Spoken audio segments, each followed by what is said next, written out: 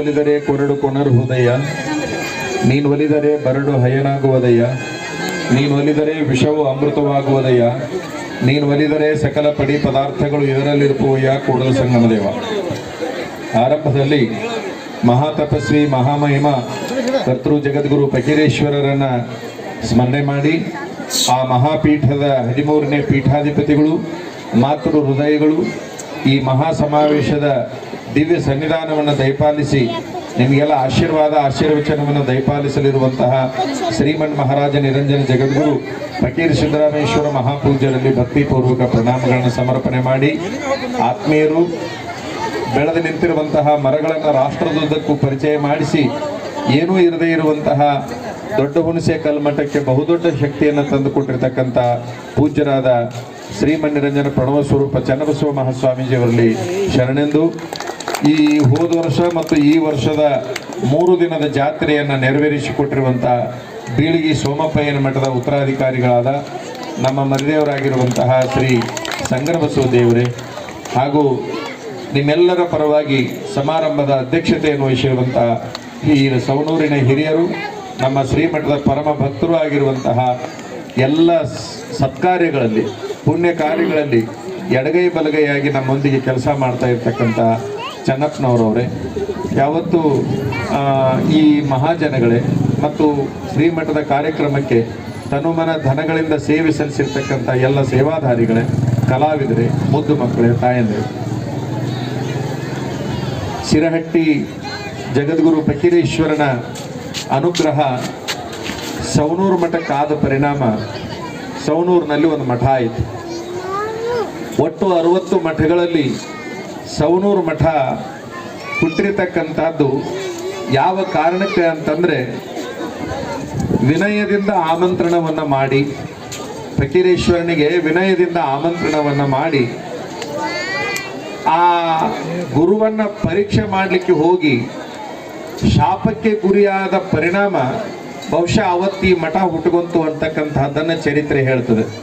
ಗುರುವನ್ನು ಪರೀಕ್ಷೆ ಮಾಡಿದರೆ ಯಾರೂ ಉಳಿಯಕ್ಕೆ ಸಾಧ್ಯ ಇಲ್ಲ ಅನ್ನೋದಕ್ಕೆ ಬಹುಶಃ ಸವಣೂರಿನಲ್ಲಿ ನವಾಬರ ಮಣಿತನ ಸಾಕ್ಷಿ ಆತು ಅಂತಕ್ಕಂಥದ್ದನ್ನು ಇಲ್ಲಿ ಹೇಳಬೇಕಾಗ್ತದೆ. ಬಹುಶಃ ನಾವೆಲ್ಲ ಗಮನಿಸಬೇಕು, ಈ ಭೂಮಿ ಮೇಲೆ ಗುರುವನ್ನು ಪರೀಕ್ಷೆ ಮಾಡಲಿಕ್ಕೆ ಹೋದವರು ಯಾರೂ ಕೂಡ ಉದ್ಧಾರ ಆದ ಉದಾಹರಣೆಗಳಿಲ್ಲ. ನಿಮಗೆಲ್ಲ ಬಹಳ ಚಲೋ ಗೊತ್ತು, ಗುರು ನರನೆಂದವಗೆ ಹರಣ ಶಿಲೆಯೆಂದವಗೆ ಕರುಣ ಪ್ರಸಾದವನ್ನು ಎಂಜಲೆಂದವಗೆ ರೌರವ ನರಕ ಅಂತಕ್ಕಂತಹ ಒಂದು ಮಾತನ್ನು ಹೇಳ್ತಾರೆ ಶರಣರು. ಬಹುಶಃ ಗಮನಿಸಬೇಕು, 3 ವಿಚಾರಗಳಿದ್ದಾವೆ. ಯಾವ್ಯಾವು ಅಂತಂದ್ರೆ, ಗುರುಗಳನ್ನು ನಮ್ಮ ಹಾಗೆ ಅವರು ಮನುಷ್ಯರು ಅಂತ ಯಾವನಂತಾನೆ ಅವನಿಗೆ ನರಕ ಪ್ರಾಪ್ತಿ ಆಗುತ್ತೆ ಅಂತಕ್ಕಂಥ ಮಾತನ್ನ ಸರ್ವಜ್ಞ ಹೇಳ್ತಾನೆ. ಗುರು ನರನೆಂದವಗೆ, ನಮ್ಮ ಹಾಗೆ ಆತ ಮನುಷ್ಯ ಅಂತ ಅನ್ಕೋಬಾರದು, ನಮ್ಮ ರೂಪದಲ್ಲಿ ಬಂದಿರತಕ್ಕಂಥ ಭಗವಂತನ ಸ್ವರೂಪ ಅಂತ ಅನ್ಕೋಬೇಕು ಅಂತಕ್ಕಂಥದ್ದು ಸರ್ವಜ್ಞನ ಮತ್ತು ಬಸವಣ್ಣನವರ ಅಭಿಪ್ರಾಯವಾಗಿದೆ. ಹರಣ ಶಿಲೆ ಎಂದವಗೆ, ಈಗೆಲ್ಲ ದೇವಸ್ಥಾನಗಳಲ್ಲಿ ಮೂರ್ತಿಗಳಿರ್ತಾವ, ಅದೇನು ಬಿಡು ಕಲ್ಲು ಅಂತೇಳಿ ಅನಬಾರ್ದು ಅಂತಕ್ಕಂಥದ್ದು.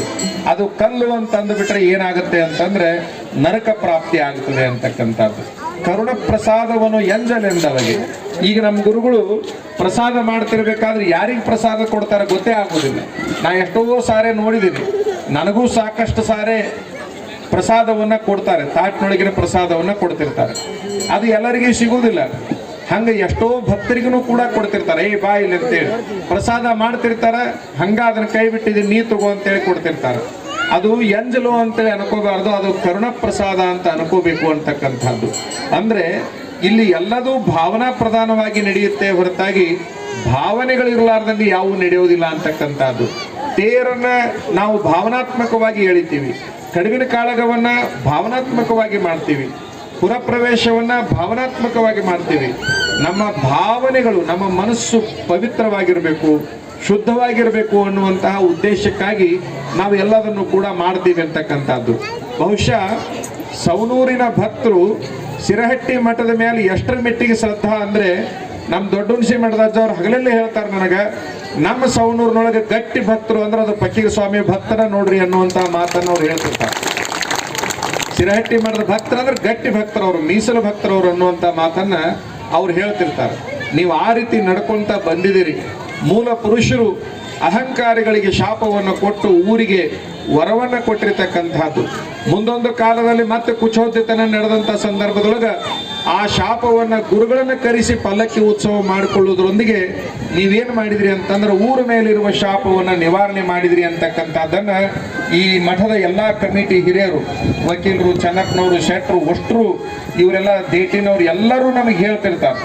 ಅಂದರೆ ಏನು ನಡೀತು ಇತಿಹಾಸ ಅಂತಕ್ಕಂಥದ್ದನ್ನು ಹಿಂದೆ ಈಗ ಇಲ್ಲಿ ವಿರಾಜಮಾನರಾಗಿರ್ತಕ್ಕಂಥ ಗುರುಗಳನ್ನು ಕರೆಸಿ ಅಭೂತಪೂರ್ವ ಪಲ್ಲಕ್ಕಿ ಉತ್ಸವವನ್ನು ಮಾಡಿಸಿ ಅವತ್ತಿನ ದಿವಸ ಸಾಕಷ್ಟು ದೊಡ್ಡ ಪ್ರಮಾಣ ದಾಸೋಹವನ್ನು ಮಾಡಿ ಕೊನೆ ಗಳಿಗೆಯಲ್ಲಿ 11 ಲಕ್ಷ ರೂಪಾಯಿ ಹಣವನ್ನು ಉಳಿಸಿ ಬ್ಯಾಂಕ್ನೊಳಗೆ ಮಠದ ಹೆಸರಿನ ಮೇಲೆ ಇಟ್ಟಿರ್ತಕ್ಕಂಥ ಕೀರ್ತಿ ಹಿರಿಯರಿಗೆ ಸಲ್ಲುತ್ತೆ ಅಂತಕ್ಕಂಥದ್ದನ್ನು ನಾವು ಗಮನಿಸಬೇಕು.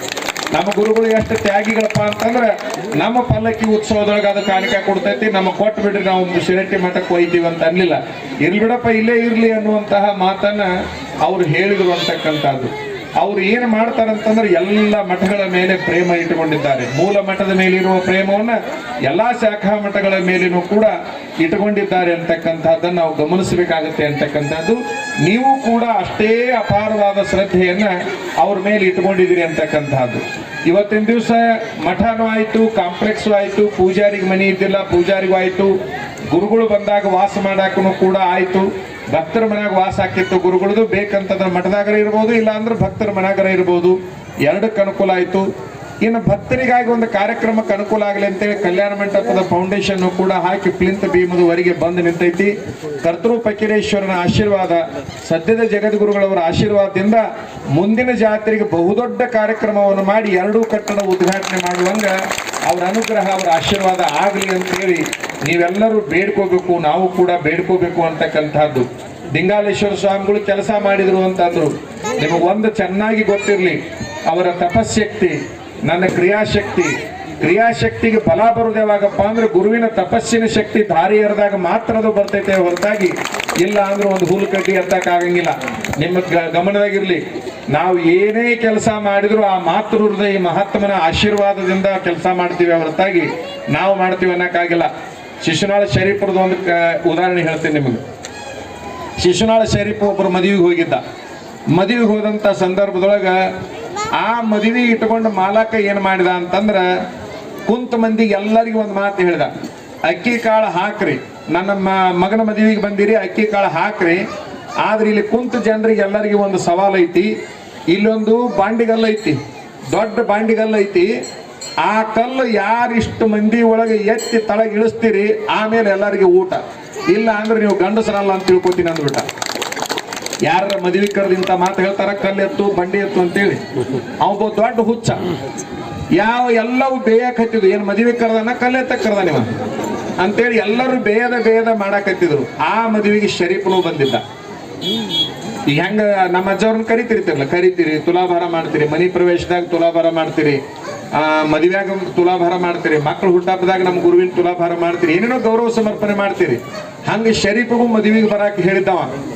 ಶರೀಫ ಒಬ್ಬನ ಬರೋ ಬದ್ಲಿ ಅವನ ಶಿಷ್ಯನ ಕರ್ಕೊಂಡ್ ಬಂದಿದ್ದ. ಅವನ ಶಿಷ್ಯನ ಹೆಸರು ಏನಪ್ಪಾ ಅಂದ್ರೆ ಕಡ್ಡೆಪ್ಪ. ಹೆಸರೇನದು? ಕಡ್ಡಿದ್ದಂಗಿದ್ದವ.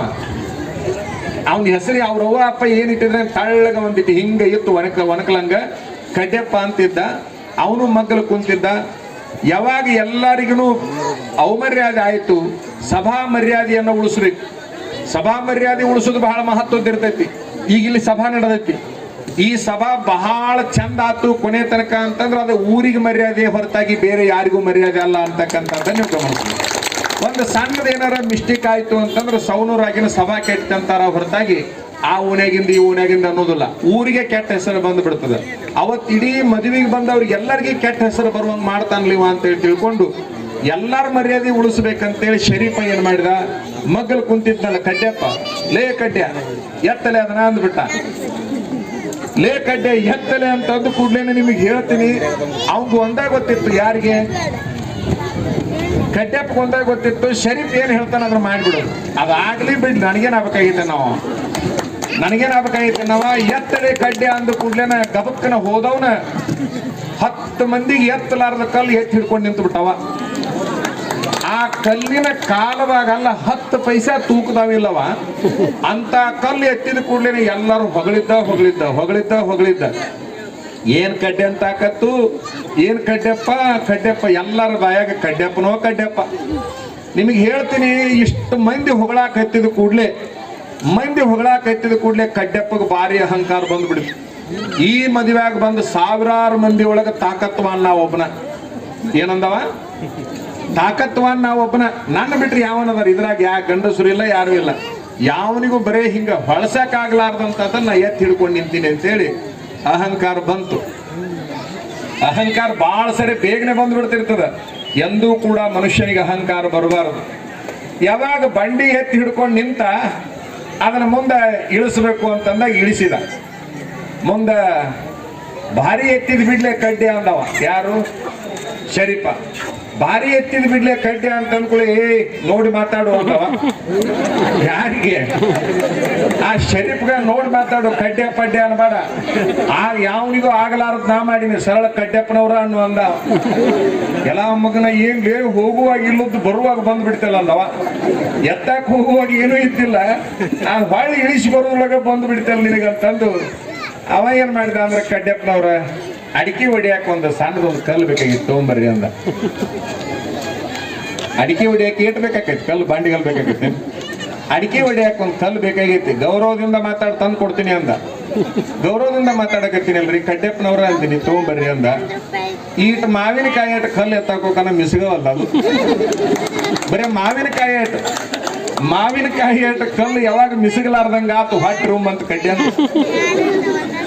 ಅಂತ ಕಡ್ಡೆಂದು ಯಪ್ಪ ಎತ್ತುವಲ್ದು ಅಂದ. ನೋಡ್ರಿ ಸಾಹೇಬ್ರ ಹೆಂಗಾರ ಮಾಡ್ರಿ, ಮತ್ತೇನ ಅಂತಿದ್ರಿ, ಬಾಳ ಮಾತಾಡಿದ್ರಿ, ಆಗಲಿ ಮಾತಾಡ್ರಿ. ಯಪ್ಪ ನಂಗೆ ತಿಳಿಲಿಲ್ಲ, ಮಂದಿ ಹೊಗಳೋದು ನೋಡಿ ಮಳ್ಳ ಆದೆ. ಹೊರತಾಗಿ ಬೇರೆ ನಂದೇನಿಲ್ಲಪ್ಪ ಯಪ್ಪ, ನನ್ ತಪ್ಪಾಗೈತಿ, ನಾನು ಹೊಟ್ಟೆಗೆ ಹಾಕೋ ಅಂದ. ತೊಗೊಂಬರ್ಲೇ ಕಡ್ಡೆ ಅಂದ. ತೊಗೊಂಬಂದ ಕೊಟ್ಟ.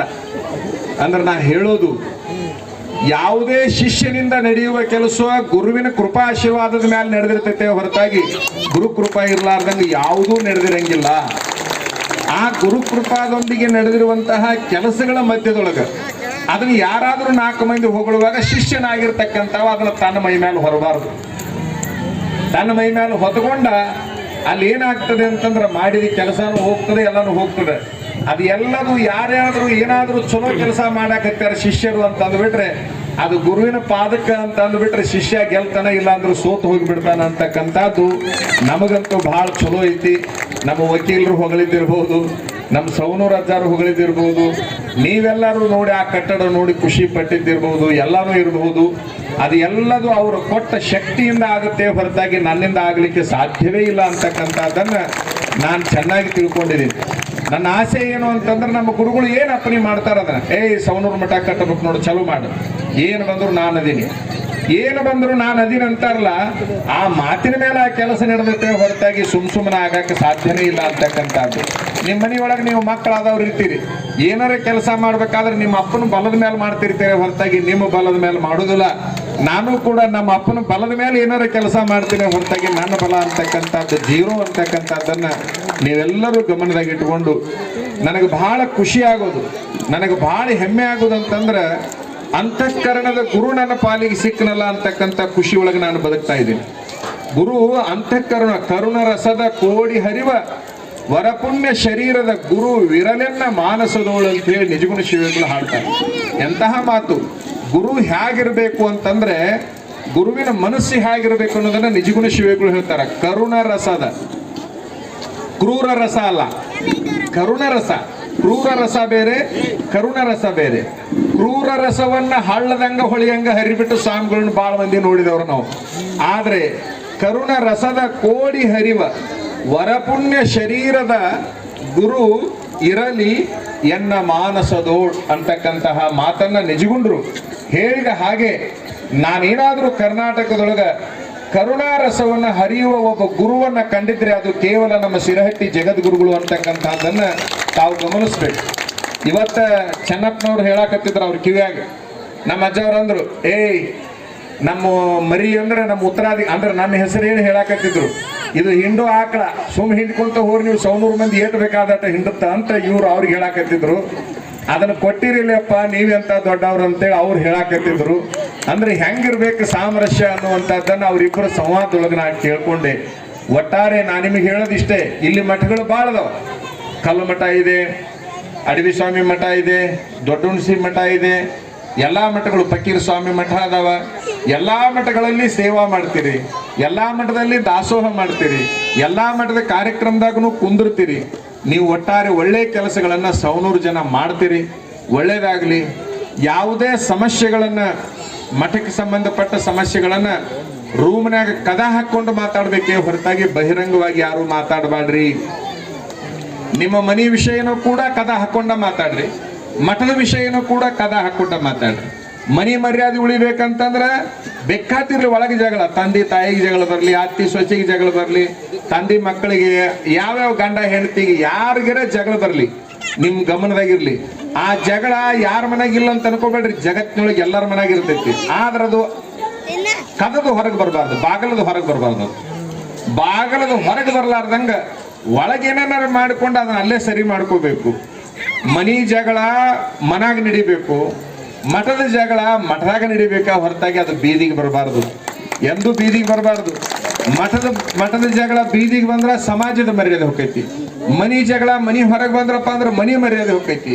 ಅದರ ಸಲುವಾಗಿ ಮನಿ ಮರ್ಯಾದೆ, ಮಠದ ಮರ್ಯಾದೆ ಎನ್ನುವುದು ಏನದವಲ್ಲ, ಅವು ಬಹಳ ಮಹತ್ವದ್ದು ಇರ್ತಾವ. ಏನೇ ನಡೆದ್ರು ಕೂಡ ಚರ್ಚೆಗಳು ಗುರುವಿನ ಪಾದ ಸನ್ನಿಧಾನದೊಳಗನೆ ನಡಿಬೇಕು. ಫಕೀರ್ ಸ್ವಾಮಿ ಮಠ ಚಂದ ಆಕೈತಿ. ನಮ್ಮ ಸವನೂರಜ್ಜಾರನ ಮನೆ ಕರ್ಕೊಂಡು ಬಂದಿದ್ದೆ ನಾನು, ನೋಡಿ ಭಾಳ ಖುಷಿ ಪಟ್ರು.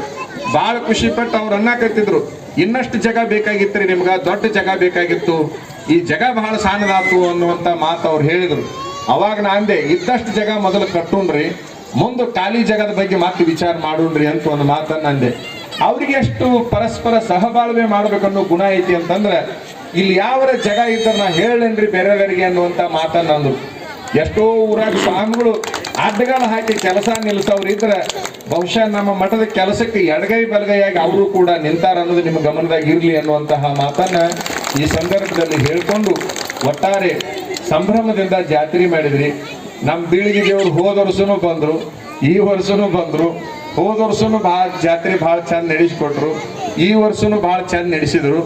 ನಾನು ನಮ್ಮ ದೊಡ್ಡ ಅಜ್ಜಾರ ಕಡಿಬಿನ ಕಾಳಗ ನೋಡಿದ್ ಬಿಟ್ರೆ ಯಾರ್ದು ಕಡಿಬಿನ ಕಾಳಗ ನೋಡಿದ್ದಿಲ್ಲ. ನಾನು 25 ವರ್ಷದಿಂದ ನಮ್ಮ ಅಜ್ಜಾರ ಕಡಿಬಿನ ಕಾಳಗ ಮಾಡೋದನ್ನ ನೋಡಾಕ ಖುಷಿ ಅನಿಸ್ತಿತ್ತು, ಸಂಭ್ರಮ ಅನಿಸ್ತಿತ್ತು. ನಾವು ಬೆಲ್ಲ ಹಿಡಿತಿದ್ವಿ. ಬಹುಶಃ ಈ ವರ್ಷ ಕಡಿಬಿನ ಕಾಳಗ ನೋಡ್ಬೇಕಂತನ ಬಂದು ಈ ವೇದಿಕೆ ಮೇಲೆ ನಾವು ಕುಂತಿದ್ವಿ. ಕಡಿಬಿನ ಕಾಳಗ ನಮ್ಮ ಮರಿದೇವರು ಭಾಳ ಚಂದ ಮಾಡಿದ್ರು. ಬಹುಶಃ ಎಷ್ಟರ ಮೆಟ್ಟಿಗೆ ಚಂದ ಮಾಡಿದ್ರು ಅಂದ್ರೆ ಎಲ್ಲರಿಗೆ ಪ್ರಸಾದ ಮುಟ್ಟಿರ್ಬೇಕು, ಅಷ್ಟರ ಮೆಟ್ಟಿಗೆ ಅವರು ಸೂರಿ ಮಾಡಿದ್ರು. ಚಲೋ ಆಯ್ತು. ಬಣ್ಣ ಉಗ್ಗೋದನ್ನ ನಿಲ್ಲಿಸಿ ಭಾಳ ಒಳ್ಳೇದು ಮಾಡಿದ್ರಿ. ಯಾಕಂದ್ರೆ ನಾನು ಹೋದ ವರ್ಷ ಅಂದ ಆಚೆ ವರ್ಷ ನಾನಾ ಕಡಿಬಿನ ಕಾಳಗ ಮಾಡಿದೆ. ವಿಪರೀತ ಕಣ್ಣಿನೊಳಗೆ ಬಣ್ಣ ಹಾಕಿ 3 ತಿಂಗಳ ಗಂಟಲೆ ಅದ್ರ ದುಃಖ ಅನುಭವಿಸಿದ್ವಿ ನಾವು. ಪ್ರೇಮ ಭಕ್ತಿಗಳು ಅಲ್ಲಿರುವ ಸಂಪ್ರದಾಯಕ್ಕೆ ತೊಂದರೆ ಆಗಲಾರ್ದಂಗ ನಡೀತಿರ್ಬೇಕೇ ಹೊರತಾಗಿ ಅವು ಸಂಪ್ರದಾಯಕ್ಕೆ ತೊಂದರೆ ಆಗಬಾರ್ದು ಅಂತಕ್ಕಂಥದ್ದು.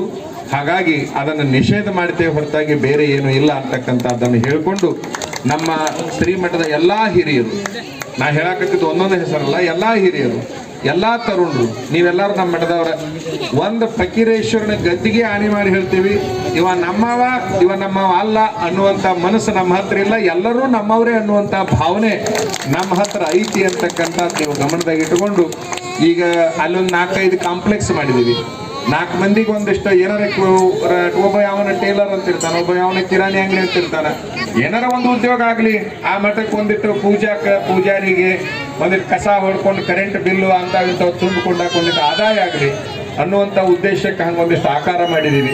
ಒಟ್ಟಾರೆ ಸವನೂರು ಮಠ ಚಂದ ಆಗಲಿ ಅಂತಕ್ಕಂಥ ಆಶಯದೊಂದಿಗೆ ನಮ್ಮ ಗುರುಗಳು ಬಹಳ ಖುಷಿ ಪಟ್ರು. ಪೂಜಾರಿ ಮನೆ ನೋಡಿ ಬಿಟ್ರೆ ಎಲ್ಲರೂ ಹೊಟ್ಟೆ ಉರಿಸ್ಕೋಬೇಕು, ಹಂಗಾಗೈತಿ ಅಂದ್ರು. ಪೂಜಾರಿ ಮಗ ಯಾವಾಗ ಅಷ್ಟು ಚಲೋ ಮನೆಗಿರ್ಬೇಕು ಅಂತಂದ್ರೆ ಅವನು ಬೆರಿಕಿ ಪ್ಲಾಸ್ಟರ್ ಆಗೋ ತನಕ ಇದ್ಯಾ ಮನೆ ಬಿಡ್ರಿ ನಾವು ನಿಮಗೆ ಹೇಳ್ತೀನಿ, ಹಗಲೆಲ್ಲೇ ಚುಚ್ಚಾವ ನನಗೆ. ನಾನೇನಂದೆ, ನಿನಗೆ ಚಲೋ ಮನೆ ಬೇಕಪ್ಪ ಅಂತಂದ್ರೆ ಎಲ್ಲರೂ ಇರಪ್ಪ, ನಮಗಂತೂ ಈಟ ಕಟ್ಟಾಕೈತಿ ಅಂದೆ. ಈಗ ನನಗೆ ಇವತ್ತು ಹೇಳಕತ್ತೆ, ನಂಗೆ ತಿಳಿದೇ ಇದ್ರದ್ದು ಇಷ್ಟು ಚಂದ ಆಕೈತಿ ಅಂತ ನನಗೆ ಗೊತ್ತಿಲ್ಲ, ಆಮೇಲೆ ತಿಳಿದೈತಿ ಅಂತ ಅಂದವ. ಅಂದ್ರೆ ನಾ ಹೇಳೋದಿಷ್ಟೇ, ಕೆಲಸ ಮುಗಿಯೋ ತನಕ ಯಾರಿಗೂ ಏನೂ ಗೊತ್ತಾಗಲ್ಲ. ಇದ್ದಿದ್ದು ಹೇಳ್ತೀನಿ ನಿಮ್ಗೆ, ಮುಗಿಯೋ ತನಕ ಬಾಯಿ ಮುಚ್ಚಿಕೊಂಡು ಕುಂತಿರ್ಬೇಕು. ಮುಗಿದ ಮೇಲೆ ಅದರ ಸೌಂದರ್ಯ ನೋಡ್ಬೇಕು. ಮುಗಿಯೋಕ್ಕಿಂತ ಮೊದಲ ಏನೇನಾರ ಮಾತಾಡಬಾರ್ದು. ನಾವು ಬಾಲೆ ಹೊಸೂರಾಗ ಮಠ, ಹಳೆ ಮಠ ಕೆಡವಿದ್ವಿ. ಏನೂ ಇದ್ದಿಲ್ಲ, ಬರೇ ಸೋರ್ತಿತ್ತು. ಮಳಿ ಬಂದ್ರೆ 3 ದಿವಸ ಮಲಗಾಕ ಜಾಗ ಇದ್ದಿಲ್ಲ, ಒಬ್ಬರೇ ಪಲ್ಲಂಗ ಹಾಕೊಂಡು ಒಂದು ಮೂಲ್ಯಾಗ ಮಲಗುವಂತ ಅಷ್ಟ ಸೋರ್ತಿದ್ದಿಲ್ಲ, ಇಡೀ ಮಠ ಸೋರ್ತಿತ್ತು. ಆ ಸೋರು ಮಠನ ಬಿಚ್ಚಿದ್ವಿ ಮೀಟಿಂಗ್ ಮಾಡಿ. ಬಿಚ್ಚಿದ ಮೇಲೆ ದೌಡ್ ಕಟ್ಟಕ್ ಆಗ್ಲಿಲ್ಲ. ಅವಾಗ ಇಡೀ ಊರು ತುಂಬ ನಮ್ಮ ಮಠ ಕೆಡಿಬಿಟ್ರು, ನಮ್ಮ ಮಠ ಕೆಡಿಬಿಟ್ರು. ನಾನು ಒಂದೇ ಮಾತು ಹೇಳ್ತಿದ್ದೆ, ಕೆಡವಿದ್ದೆ ಅದಕ್ಕೆ ಕಟ್ಟಾಕ, ಕೆಡವಿದ್ದೆ ಅದಕ್ಕೆ ಕಟ್ಟಾಕ, ಕಟ್ಟೋ ತನಕ ಸುಮ್ಮನೆ ಇರ್ರಿ, ಕಟ್ಟೋ ತನಕ ಸುಮ್ಮನೆ ಇರ್ರಿ ಅಂತೇಳಿ. ಅವಾಗ ಒಂದಿಷ್ಟು ಮಂದಿಗೆ ಸುಮ್ಮನೆ ಇರಕ್ ಆಗ್ಲಿಲ್ಲ, ಹಂಗ ಏನೇನಾರ ಮಾತಾಡ್ತಿದ್ರು. ಮಠ ಕಟ್ಟಿದ ಮೇಲೆ ಅಂದ್ರು, ಏನು ಮಠ ಕಟ್ಟಿದ್ರಿ, ಹೆಂಗ ಕಟ್ಟಿದ್ರು, ಎಲ್ಲಿಂದ ತಂದು ಕಟ್ಟಿದ್ರು? 186 ಅಡಿ ಉದ್ದ, 180 ಅಡಿ, 86 ಅಡಿ ಆಗಲ ದೊಡ್ಡದು ಕಟ್ಟಿದ್ವಿ. ಮತ್ತೆ ಈಗ 4 ಅಂತಸ್ತು ಕಟ್ಟಿದ್ವಿ, ಮತ್ತೆ ಕಲ್ಯಾಣ ಮಂಟಪ ಕಟ್ಟಿದ್ವಿ, ಎಲ್ಲ ಕಟ್ಟಿದ್ವಿ. ಹೇಳೋ ಉದ್ದೇಶ ಇಷ್ಟ, ಭಕ್ತರು ಸುಮ್ಮನೆ ನೋಡೋ ಪ್ರಯತ್ನ ಮಾಡಬೇಕೇ ಹೊರತಾಗಿ ಮಾತಾಡೋ ಪ್ರಯತ್ನವನ್ನ ಮಾಡಬಾರ್ದು ಅಂತಕ್ಕಂಥದ್ದು. ಈಗ ನಾವು ಮಠ ಅಂತೂ ಕಟ್ಟಾಕತ್ತೀವಿ, ಮಠ ಮುಗೀತೈತಿ. ಕಲ್ಯಾಣ ಮಂಟಪ ಕಟ್ಟಾಕತ್ತೀವಿ, ಕಲ್ಯಾಣ ಮಂಟಪ ಎಷ್ಟು ನೀಗ್ತೈತೆ ಅಷ್ಟು ಕಟ್ತೀವಿ. ನೀಗ್ಲಿಲ್ಲ ಅಂತಂದ್ರೆ ಗುರುವಿನ ಅಪ್ಪನಿ ತಗೊಂಡು ನಿಮ್ಮ ಹತ್ರ ಜೋಳಿಗೆ ಹಾಕ್ತೀವಿ. ಅವಾಗ ನೀವೇನಾರ ದೇಣಿಗೆ ಕೊಟ್ರಿ ಅಂತಂದ್ರೆ ಅದನ್ನ ನಾವು ಪ್ರಾರಂಭ ಮಾಡ್ತೀವಿ. ನಮಗೆ ನೀಗಿದ್ರೆ ನಾವು ಕಟ್ಟಿ ಬಿಡ್ತೀವಿ. ಮಠ ಗುರುವಿನ ಸಲುವಾಗಿ, ಕಲ್ಯಾಣ ಮಂಟಪ ಭಕ್ತರ ಸಲುವಾಗಿ. ಈಗ ಇಬ್ಬರಿಗೆ ನಡೆದತ್ತಿಲ್ಲ, ಅಲ್ಲಿ ಇಬ್ಬರಿಗೆ ನಡೆದೈತಿ. ನೀವು ನಿಮ್ಮ ಈ ಓಣ್ಯಾಗ ಸರಿಯಾದ ರಸ್ತೆಗಳು ಅವು ಇವು ಜಾಗ ಇಲ್ಲ, ನಿಮ್ಮ ಮನೆ ಮುಂದೆ ಜಾಗ ಇರುವುದಿಲ್ಲ. ಏನಾರ ಸೀರಿ ಕಾರ್ಯ ಅನ್ಕೊಳ್ರಿ, ಮದುವೆ ಕಾರ್ಯ ಅನ್ಕೊಡ್ರಿ, ಏನಾರ ಮಾಡ್ಕೊಳ್ಳಕ್ ಅನುಕೂಲ ಆಗ್ಲಿ ಅಂತ ಅನ್ನುವಂಥ ಉದ್ದೇಶಕ್ಕೆ ಗುರುಗಳು ಅಪ್ಪಣೆ ಮಾಡಿದ್ರು.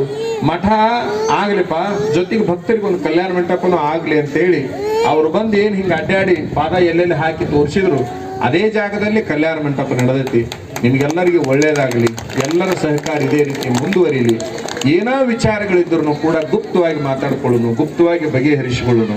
ಆ ಬಹಿರಂಗವಾದ ಚರ್ಚೆಗಳು ಒಟ್ಟ ಬೇಡ, ಅದು ಸಮಾಜಕ್ಕೆ ಶೋಭೆ ಅಲ್ಲ ಅಂತಕ್ಕಂಥ ಮಾತನ್ನು ನಿಮ್ಗೆಲ್ಲರಿಗೂ ಹೇಳ್ಕೊಂಡು, ಕರ್ತೃ ಪಚೇರೇಶ್ವರನ ಅಪರಾವತಾರ ಇದ್ದಂಗೆ ನಮ್ಮ ಗುರುಗಳು ಹೇಳ್ತೇನೆ ನಿಮ್ಗೆ. ಹಂಗ ಒಂದು ಉದಾಹರಣೆನ, ಶಿವಾಜಿನಗರ ಅಂತ ಐತಿ, ಕೆರಳಿ ತಾಂಡ ಅಂತಾರ, ಅದಕ್ಕೆ ಶಿರಟ್ಟಿ ಮಗ್ಲೈತಿ. ಹೋದ ವರ್ಷ ವಿಪರೀತ ಮಳಿ ಪ್ರಾರಂಭ ಆಗಿತ್ತು. ಎಲ್ಲ ತಾಲೂಕಿನ ಲಂಬಾಣಿ ಜನಾಂಗ ಒಂದು ಕಾರ್ಯಕ್ರಮ ಮಾಡಿದ್ರ, ಒಂದು ದೊಡ್ಡ ಕಾರ್ಯಕ್ರಮ ಮಾಡಿದ್ರು. ಹಿಂಗೆ ಎಷ್ಟು ಕಣ್ಣಿಗೆ ಕಾಣ್ತೈತೆ ಅಷ್ಟು ಜನ ಕುಂತಿದ್ರು. ಗುರುಗಳು ಉತ್ಸವ ಇಟ್ಕೊಂಡಿದ್ರು, ನಾನು ಕರೆದಿದ್ರು, ನಾನು ಹೋದೆ. ನಿಮಗೆ ಹೇಳೋದಂತಂದ್ರ ಮೋಡ ಎಷ್ಟು ತುಂಬಿ ತೇಲಿ ಬರಾಕತ್ತಿತ್ತು ಅಂದ್ರೆ ಅದು ಬಿತ್ತಪ್ಪ ಅಂದ್ರೆ ಅಲ್ಲೋಲ ಕಲ್ಲೋಲ ಆಕೈತಿ ಅಂತ ಹೇಳಿ ತಾಲೂಕಿನ MLA, ಮಾಜಿ MLA ಎಲ್ಲರೂ ಕೈ ಮುಗಿದು ಅಜ್ಜವ್ರಿಗೆ ಏನ್ ಬೇಡ್ಕೊಂಡ್ರು ಅಂದ್ರೆ, ಇಷ್ಟು ಮೆರವಣಿಗೆ ಸಾಕು ಬುದ್ಧಿ, ಸಭಾ ಬೇಡ ಅಂತೇಳಿ ಒಂದು ಅಪ್ಪಣೆ ಮಾಡಿಬಿಡ್ರಿ ಮಂದಿಗೆ. ಯಾಕಂದ್ರೆ ಈ ಮಳಿ ಬಿತ್ತಪ್ಪ ಅಂದ್ರೆ ಅಲ್ಲೋಲ್ ಕಲ್ಲೋಲ್ ಆಕೈತಿ, ನೋಡ್ರಿ ಅದನ್ನ ಆಕಾರ ಅಂತ ಒಂದು ಮಾತು ಹೇಳಿದ್ರು. ನಮ್ಮ ಗುರುಗಳು ರಾಜಪೋಷಾಕ ಹಾಕೊಂಡಿದ್ರು. ಇದು ಸಾದಾ ರಾಜಪೋಷಾಕ ಅಂದ್ರೆ ನಿಮಗೆ ಗೊತ್ತೈತಿ. ಇನ್ನು ಮುಂದಿನ ವರ್ಷದಿಂದ ರಾಜಪೋಷಾಕ ಹಾಕೇ ಕುಂದ್ರಸೋನು, ಅವ್ರನ್ನ ಹಂಗ ಕುಂದ್ರಸೋದು ಬೇಡ. ಯಾಕಂದ್ರೆ ಅದು ಫಕೀರೇಶ್ವರನ ಮೂಲ ಪರಂಪರೆ. ಅದು ಆ ರಾಜಪೋಷಾಕ ಹಾಕೊಂಡು ಅವಾಗ ಜನ ಈ ರೀತಿ ವಿನಂತಿ ಮಾಡ್ಕೊಂಡು ಕೂಡಲೇ ಗರ್ಭಗುಡಿಯಾಗಿ ಹೋಗಿ ರಾಜಪೋಷಾಕ ಹಾಕೊಂಡು ಬಂದು ವೇದಿಕೆ ಮೇಲೆ ನಿಂತ್ಕೊಂಡ್ರು. ಮೊದಲು ನಾನು ಭಾಷಣ ಮಾಡ್ತೀನಿ ಅಂದ್ರು. ಏನೈತನ ತಡಿ ಅಂತೇಳಿ ಮೈಕ್ ಕೊಟ್ಟಿವಿ. ಏನೂ ಭಾಷಣ ಮಾಡಲಿಲ್ಲ ಅವರು. ಇಡೀ ಸಭಾಕ್ಕೊಂದು ಮಾತು ಹೇಳಿದ್ರು, ಮಳಿ ಬಿದ್ರ ಅಲ್ಲೋಲ್ ಕಲ್ಲೋಲ್ ಆಕೈತಿ ಅಂತ ಹೆದರ್ಕೊಂಡು ಕುಂತಿರ್ಲ, 4 ತಾಸು ಸಭಾ ಮಾಡ್ರಿ, ಅದ್ರಾಗ ಒಂದು ಹನಿ ಉದ್ರಿದ್ರೆ ನಾನು ನೋಡ್ಕೊಂತೀನಿ ಅನ್ನೋ ಮಾತನ್ನ ಮೈಕ್ನಾಗ ಹೇಳಿದ್ರು.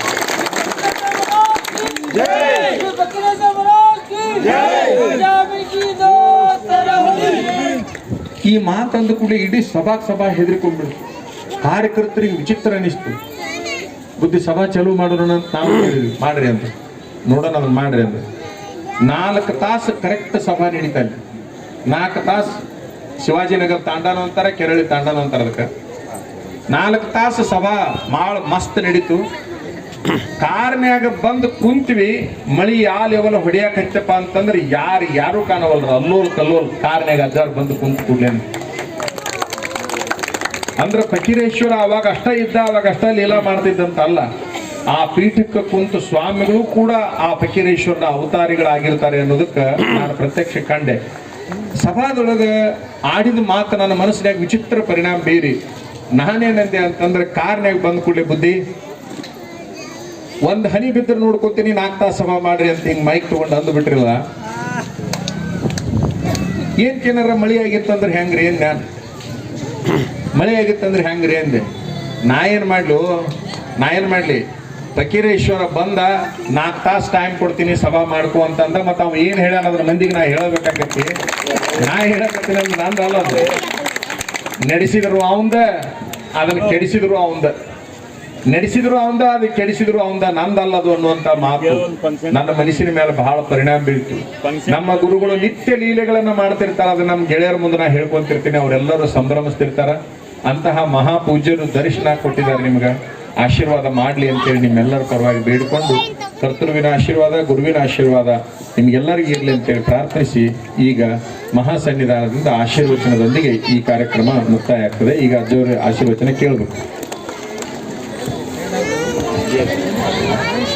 ಸವಣೂರು ಮಠದ ಜಾತ್ರಾ ಮಹೋತ್ಸವದ ಶುಭ ಸಂದರ್ಭದಲ್ಲಿ ಪಾಲ್ಗೊಂಡಿರುವಂತಹ ಶಿರಟ್ಟಿಯ ಉತ್ತರಾಧಿಕಾರಿಗಳಾಗಿರುವ ಫಕೀರ್ ದಿಂಗಾಲೇಶ್ವರ ಮಹಾಸ್ವಾಮಿಗಳವರೇ, ಚನ್ನಬಸವ ಮಹಾಸ್ವಾಮಿಗಳವರೇ, ಬಿಡದಿ ದೇವರೇ, ಮಹಾಜನರೇ, ಮಾತೆಯರೇ, ಎಲ್ಲ ಭಕ್ತರು ಕೂಡಿಕೊಂಡು ಜಾತ್ರೆಯನ್ನು ಬಹಳ ಅದ್ಧೂರಿಯಾಗಿ ಮಾಡಿದ್ದೀರಿ.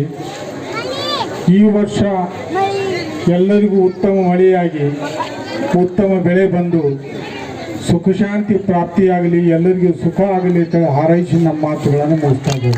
ನೀವು ನಮ್ಮ ಚಾನೆಲ್ಗೆ ಸಬ್ಸ್ಕ್ರೈಬ್ ಆಗಿಲ್ಲ ಅಂದ್ರೆ ಇಲ್ಲಿರುವ ಸಬ್ಸ್ಕ್ರೈಬ್ ಬಟನ್ ಅನ್ನು ಪ್ರೆಸ್ ಮಾಡಿ ಹೆಚ್ಚಿನ ಅಪ್ಡೇಟ್ಸ್ ಪಡೆಯೋದಕ್ಕೆ.